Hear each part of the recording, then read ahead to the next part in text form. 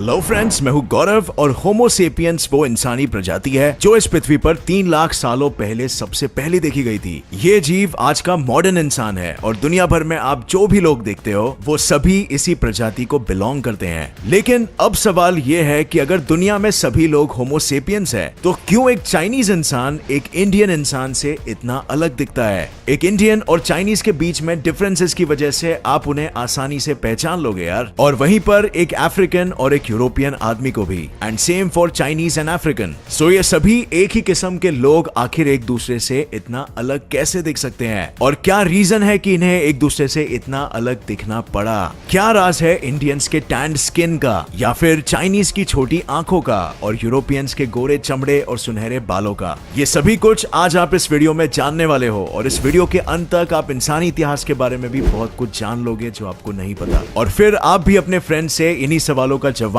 पूछना और उनका रिएक्शन देखना कि क्या वो जवाब दे पाते हैं कि नहीं। सो बिना समय गवाए चलिए शुरू करते हैं। सो फ्रेंड्स, इंसानी प्रजाति यानी होमो सेपियंस सबसे पहले अफ्रीका में देखे गए थे कुछ 3 लाख सालों पहले, जहां से माना जाता है जिंदगी की शुरुआत भी हुई थी वहां के गर्म और नेचुरली रिच पर्यावरण में। मतलब 3 लाख साल पहले इस दुनिया के सभी लोग लगभग कुछ ऐसे ही एक जैसे दिखते थे, चाहे वो आज का चाइनीज इंसान हो या फिर इंडियन, और सभी आपस में खुशी से रह भी रहे थे आइस एज में विदाउट रेसिज्म, यू नो। लेकिन आज से कुछ 1,30,000 सालों पहले आइस एज में ही कुछ ऐसा समय आया जिसे कहा जाता है इंटरग्लेशियल इंटरलूड, यानी आसान भाषा में आइस एज में गर्मी बढ़ने लगी। उससे हुआ ये कि अफ्रीका से बाहर जाने के बर्फ से जमे रास्ते पिघलने लगे और बड़ी तादादों में इंसानों का माइग्रेशन होने लगा, यानी वो दूसरे घर की तलाश में अफ्रीका छोड़कर निकलने लगे। और फिर वो धीरे धीरे लेवेंटीन रीजन्स जैसे आज के modern Israel, Syria, Jordan, Turkey वगैरह एटसेट्रा में स्प्रेड होने लगे, जहां से फिर कुछ इंसान आने वाले हजारों सालों में यूरोप की तरफ निकलेंगे और कुछ एशिया की तरफ। 40,000 सालों पहले तक होमो सेपियंस इंडिया और चाइना तक फैल चुके थे, और फिर यहाँ से सालों साल अपनी नई जमीनें और पर्यावरण में रहने के बाद इंसानों में 4 मेजर ह्यूमन रेसेस का जन्म हुआ। जो लोग यूरोप चले गए थे माइग्रेशन के वक्त, वो लोगों को आज कॉकेशियन कहलाया जाता है, और जो लोग अफ्रीका में ही रहे थे वो लोगों को नीग्रोइड रेस का कहा जाता है। उसी तरह जो लोग साउथ ईस्ट एशिया चले गए वो मोंगोलॉइड रेस के हैं, और जो ऑस्ट्रेलिया और पोलिनेशिया जैसे सदर्न आइलैंड्स के ओरिजिनल लोग हैं वो ऑस्ट्रेलोजॉइड रेस के हैं। सो फ्रेंड्स, बहुत जान लिया हमने इतिहास के बारे में। अब सवाल ये है कि ये सभी लोग आपस में इतने अलग क्यों दिखते हैं, और इनमें विभिन्नता आई तो आई कहां से? सो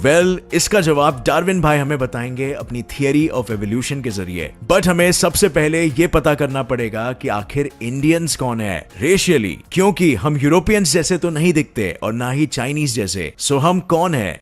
इंडियंस एक्चुअली में मिक्सचर है 3 रेसेस के, कॉकेशियन, ऑस्ट्रेलोजॉइड और मोंगोलॉइड्स। नॉर्थ इंडिया से जो इंडियंस है उनके डीएनए में कॉकेशियन जीन्स ज्यादा है और ऑस्ट्रेलोजॉइड और मोंगोलॉइड कम। साउथ इंडिया में जो इंडियंस है उनमें ऑस्ट्रेलोजॉइड जीन्स ज्यादा है, और नॉर्थ ईस्ट इंडिया में जो इंडियंस है उनमें मोंगोलॉइड जीन्स ज्यादा है, और इसी वजह से इंडिया में खुद ही लोगों में बहुत विभिन्नता है। लेकिन चाइना में ऐसा नहीं है। चाइना में मोस्टली सभी लोग मंगोलियन रेस के हैं, और इसीलिए उनमें इस हद तक विभिन्नता नहीं है। लेकिन अब आते हैं इस प्रश्न पर कि चाइनीज जैसे क्यों दिखते हैं, और यूरोपियन सफेद क्यों है, और इंडियंस जैसे क्यों दिखते हैं? तो फ्रेंड्स, चलिए एक और बार अतीत में, लेकिन इस बार हम चलते हैं मंगोलिया के बर्फीले रेगिस्तान में, जहां पर मंगोलॉइड्स रेस का एक्चुअल जन्म हुआ था। जब अफ्रीका से लोग साइबेरिया के बर्फीले रेगिस्तानों में आए तो उन्हें जिंदा रहने के लिए वहां की परिस्थिति में अपने आप को ढालना पड़ा। एवोल्यूशन के सिद्धांतों के तहत उनका वहां नेचुरल सिलेक्शन होने लगा, और जो विशेषताएं उस एनवायरनमेंट में उन्हें सरवाइव करा सके उन विशेषताओं का आगे बढ़ पाना संभव हो सका। जैसे फॉर एग्जांपल चाइनीज लोगों की आंखें छोटी होती है, तो उसके पीछे की वजह यह है क्योंकि वही आंखें उन्हें सैकड़ों सालों पहले जब साइबेरिया के बर्फीले तूफान आते थे तो वही छोटी आंखें उन्हें उससे बचाती थी। इसके अलावा क्योंकि बर्फ 90% रोशनी को रिफ्लेक्ट करता है, तो आंखों को अल्ट्रावायलेट रेस से बचा पाने का काम छोटी आंखें ही सबसे बेहतर करेगी।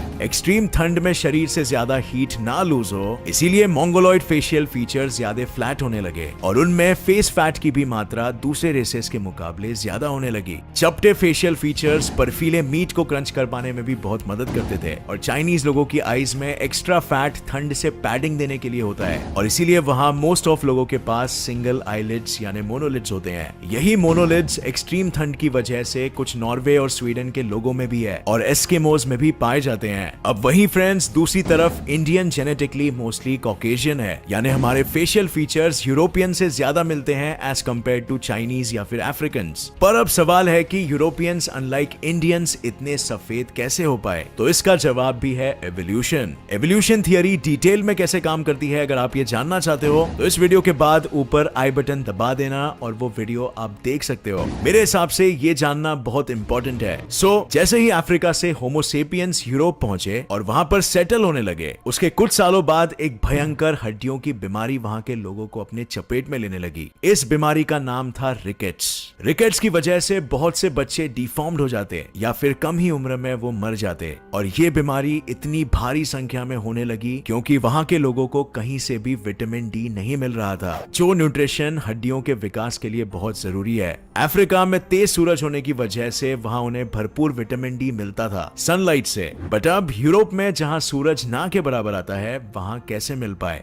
एक जेनेटिक म्यूटेशन कुछ लोगों में आने लगा कि उनके चमड़े में से मेलेनिन, वो केमिकल जो हमारे चमड़े को रंग देता है, वो तेजी से कम होने लगा। और अब एक इंसान जिसके स्किन में मेलेनिन कम हो, वो नेचुरली ऐसे एनवायरनमेंट में बेहतर सरवाइव कर पाएगा जहां धूप ज्यादा नहीं होती, और इसीलिए ये विशेषता बहुत जल्द फैलने लगी वहां के लोगों में, और कुछ ही सदियों में वहां लोगों का रंग सफेद हो गया। ये वही म्यूटेशन की वजह से था जो यूरोपियंस में बहुत सालों पहले आई थी। और इसी तरह अफ्रीका में तेज सूरज की रोशनी से बचने की वजह से नेचुरली वहां के लोगों की चमड़ी में मेलेनिन की मात्रा का ज्यादा होना जरूरी है। मेलेनिन 99% सूरज के रेडिएशंस को एब्जॉर्ब कर लेता है और हमें स्किन कैंसर होने के खतरे से बचाता है। और इसीलिए फ्रेंड्स, अगर एक यूरोपियन को अफ्रीका भेजा जाए और तेज धूप में खड़ा कर दिया जाए तो उनका स्किन बहुत जल्द बर्न हो जाएगा, जिससे स्किन कैंसर की संभावना बढ़ जाती है। यही प्रॉब्लम आज फेस कर रहे हैं ऑस्ट्रेलियंस, जो वैसे तो मोस्टली यूरोपियंस है, लेकिन वो एकदम से माइग्रेट हो गए एक ऐसी जगह में जहां सूरज की रोशनी बहुत स्ट्रॉन्ग है, और इसीलिए ऑस्ट्रेलिया में आज स्किन कैंसर्स के पेशेंट सबसे ज्यादा है। इंडिया में भी हमारा स्किन कलर ब्राउन है, बिल्कुल इसी वजह से, क्योंकि यहाँ पर सनलाइट स्ट्रॉन्ग है और मेलेनिन हमें इससे बचाता है, और यही मेलेनिन हमें ब्राउन कलर भी देता है। पर फ्रेंड्स, हमें ये फैक्ट को अप्रिशिएट करना चाहिए कि हमारी इंसानी प्रजाति अब तक हर किस्म के हार्श एनवायरनमेंट में सर्वाइव करते आई है, और आज आप जैसे भी दिखते हो आपको उससे प्राउड होना चाहिए, क्योंकि उन्हीं फीचर्स के वजह से ही आप पास्ट में सर्वाइव कर पाए थे और आज जिंदा हो और इस लाइफ को अनुभव कर पा रहे हो।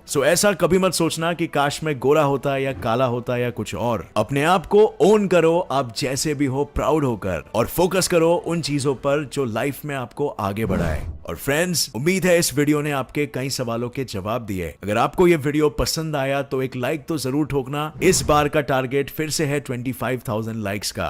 फ्रेंड्स, जरूर हेल्प करना ये टारगेट रीच करने में, और हम ऐसे ही इंटरेस्टिंग वीडियोस लेकर आते रहेंगे। तब तक के लिए देखते रहिए और सीखते रहिए। जय हिंद।